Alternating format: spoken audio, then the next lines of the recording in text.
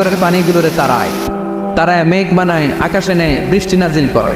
এটাকে বলে, সায়েন্স এটার নাম দিয়েছে ওয়াটার সাইকেল বা হাইড্রোলজিক্যাল সাইকেল।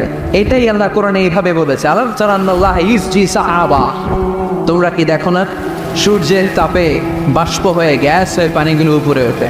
যারা বিমান দিয়ে ফ্লাই করেন তারা বিমানের জানলার পাশে সিট পেলে দেখেন নাই কিভাবে মেঘমালাগুলো বিমানের সাথে খেলা করে। এগুলো তৈরি করছে কে? তার মানে কোরআন যা বলল বিজ্ঞান তাই বলে। সানশাইন, সূর্যের প্রখর তাপে পানিগুলো বাষ্প হয়ে উপরে যায়।